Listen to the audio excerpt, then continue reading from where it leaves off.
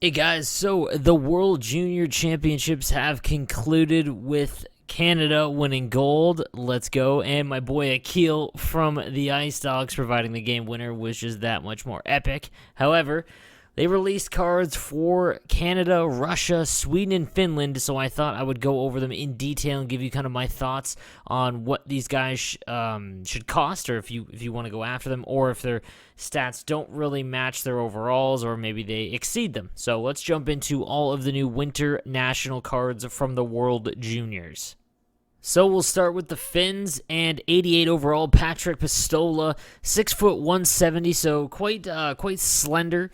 2 to TN, 2 to M at 99, speed, acceleration, agility, and balance. Endurance at 93, very good.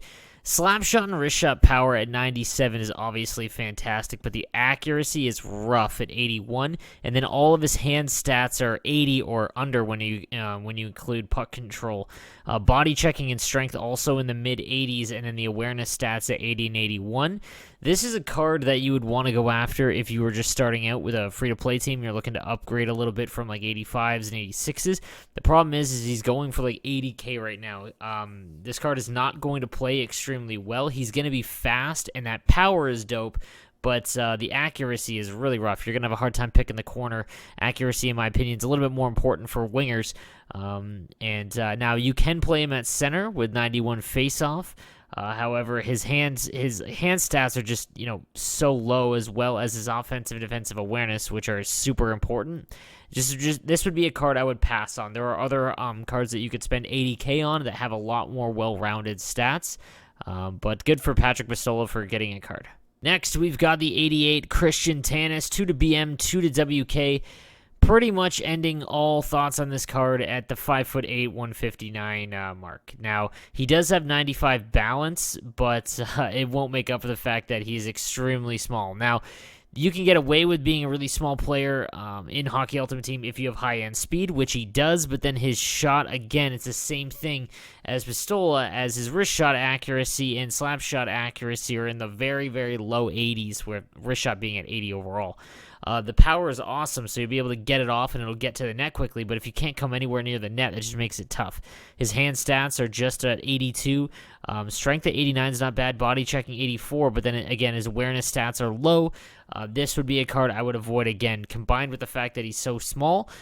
Just not going to play extremely well. If you straight line, maybe, but again, just someone I would avoid for the cost. He's going for over 100k right now. That's a hard pass. On to Sweden. We've got the 5'11", 174 Niels Lundqvist, 2 to NP, 2 to RS. Skating's perfect, just like the other cards, 99 across the board, except for 95 balance. And then this is, again, interesting because he's got 99 power but 78 accuracy.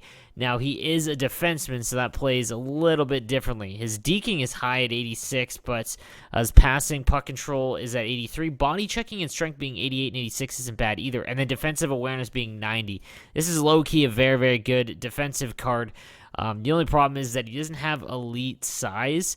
That shot is okay. Again, you want accuracy more than power, but when it comes to defensemen, when you're trying to upgrade from those first early on cards, especially for right defensemen, there's so few that have good size or good speed and shot. Now, 99 power means he's going to get to the net quickly, which is obviously a little bit better for a defenseman than it would be a forward because you're already so close to the net in most cases. So he's not a bad card. The problem is he's going for quite a bit as we stand right now.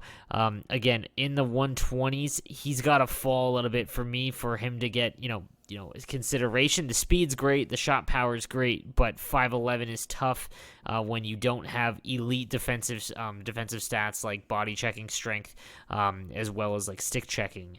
So this would be a pass for me as well. On to one of the more fun players to watch in the tournament, Niels Hoglander, 5'9", 185, so again, another smaller guy, 2 to TK, 2 to DK, 99 skating, again, we're seeing a theme here, but then his shot, again, accuracy and power, and then you combine the fact that his hand stats are they're okay at 85 and above, but then his awareness stats are only 85. Again, guys, you have to have an elite shot and and speed to make up for the fact that the players are so short when you're putting them on wing. If you are someone who likes to control TOA, circle in the corner, this card is going to get absolutely throttled Obviously, it's awesome because Niels Hoglander is, really flashy player, but his deking is only an 84, which I kind of think was a misstep. Might want to put that a little bit higher, but again, just this one again, he's going for over 100K, guys. There's far better options.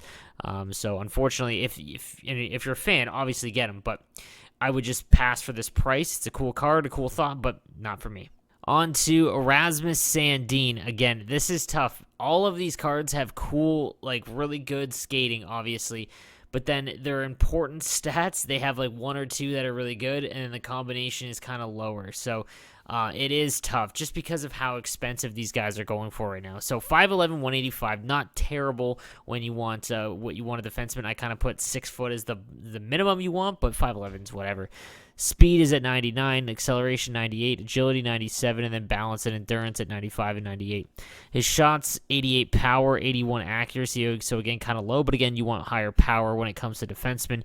And then deking, hand-eye, passing, and puck control at 87 or above, but then body checking and strength is kind of low. Body checking is only an 81, so, he's small, he's going to get bumped off the puck. This could be someone that you break the puck out of the zone with if you are someone who likes to carry the puck out with defensemen instead of relying on, someone who likes to pass out of the zone as opposed to carrying it out, then this might be a decent card for you. And 89 defensive awareness isn't bad either. Stick checking at 87 is just kind of meh. Again, unless they drop, considerably in price, guys, these are just kind of, not worth it at all right now. All right, on to Team Russia. We've got the 90 overall Alexander Kovanov, 5'11", 198, so, average size, 2 to WK, 2 to TN, 99 skating, but then his shot, now we're getting a little bit better. 96 power, 86 accuracy for wrist shot and slap shot, and then his hand stats are pretty good as well. Deking's an 89, hand-eye passing puck control at 87, body checking only at an 80, so again, not someone you're going to hit with.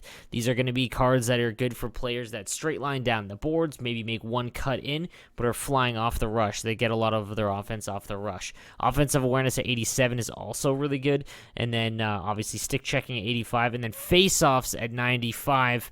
This is a card that could be worth it. Now, again, right now, he's going for about 170, seems to be the lowest one. If he drops into that 150 range, not a bad card at all. Someone that I would target if you are looking for a centerman. And then we've got the 90 overall, Nikita Alexandrov, same thing, 5'11", 185, 2 to M, 2 to BM, 99 skating, shot again, 97 power, 87 accuracy, and then deking's at an 89, hand-eye passing puck control, 87, offensive defensive awareness at 87, face-offs are at 93. Again, pretty good card at this point. Now we're getting into these guys that have, very good stats that can make up for the fact that maybe they're a little bit smaller. But again, he's probably going to be expensive just based on the other cards. Right now, there isn't any on the market on PlayStation, but anywhere between 150, 175, not terrible, as you can play him at center or right wing. And he's got that end-game speed as well as that end-game shot power. So you combine that with the 89 deking and then the offensive and defensive awareness being at least at high 80s, you're in good shape with this card. And finally, on to Team Canada, we've got the 6'1", 190, Barrett Hayton, 2 to 1T, 2 to AD, 99 skating, 88 accuracy, 93 power for shooting, and then deking, hand-eye passing, puck control at 89, body checking at 84, so that's not terrible. Offensive awareness at 89, face-offs 92, and stick checking 89. This is a very good card all around. Again, going to play better for someone who likes to go end-to-end very quickly. None of these cards are really good for the guys that like the TO8. Now, 350 is a little expensive, as you can get Lafreniere for around 300, so I'd probably pass right now. But again, in the next 2 weeks, possibly, maybe after Team of the Year is released and these guys drop in price, then around 250 maybe I would be okay with, or even 300 for this card. But yeah, this price a little high. Following him, we've got the 91 Dylan Cousins, 6'3", 185, 2 to X, 2 to RS, great synergy, great size. 99 skating, except for the 88 endurance, which is kind of random. 93 power, 87 accuracy for shooting, and then deking at an 87, but hand-eye passing, puck control 89, body checking is an 86. Offensive and defensive awareness being 91 and 90 is very good. Stick checking at 92, and face-offs at 90. This would be one of the better cards of this whole set to grab, just because he's large at 6'3". He's got X as a synergy, although, he won't really need it because he's got 99 speed, but other players that have X, it's very easy to activate with 2 to it. And then his shot right around 90 as well, and then the offensive defensive awareness being 90. This is a very good card. Again, 400, a little expensive, but let's take a look at the other prices. And yeah, 400 again, that's a little expensive. Here's one for 349, not a bad price, as I think that he's a pretty good card just because of his size. He does shoot right, so not a lot of people are going to like him on center, but he does have 90 draws, so something to keep in mind. We've got a defenseman in Kalen Addison, 91 overall, 5'9", 2 to MP, 2 to BL, 99 skating, and then his shot. This is where we're getting into good stuff here because the slap shot power is a 96, accuracy is an 86, so he might actually be able to hit the net. Deking at 93, passing at 92, puck control at 92, low body checking, then offensive awareness being 92 as well. Stick checking at 87. He is a little bit smaller, so keep that in mind. But the shot is pretty elite. I just did a best in class or best in slot video that had Tyson Barrie, who's about the same height, but a little bit less shots. I'd probably have Kalen Addison over him as far as right D goes, and 175, not a terrible price, as he'd probably be like the third or fourth best right defenseman in the game currently. Following him, we've got the 91 Joel Hofer. Now, I'm going to go on a limb here again, guys. Don't burn me if this is wrong, but 6'4", 161, 2 to SP, 2 to FB. This card looks an awful lot like the Mackenzie Blackwood that is one of the best goaltenders in the game. I use Mackenzie Blackwood now, and I notice a huge difference, and the reason for it is that aggression at 64. Positioning's 90, which is great.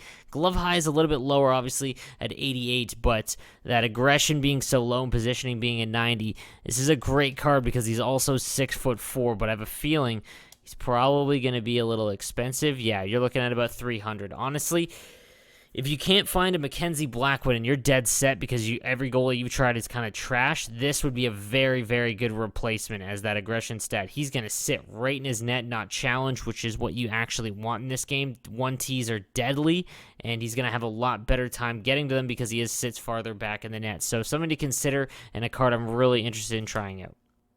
And then finally, my opinion, the best of the bunch, the 91 Connor McMichael, 6 foot, 2 to DK, 2 to AD, 99 skating, and then he's got the 86 accuracy with 99 power. So that is going to be a rifle. 88 deking, 87 hand-eye passing, puck control, body checking 84, which isn't bad, strength at 85.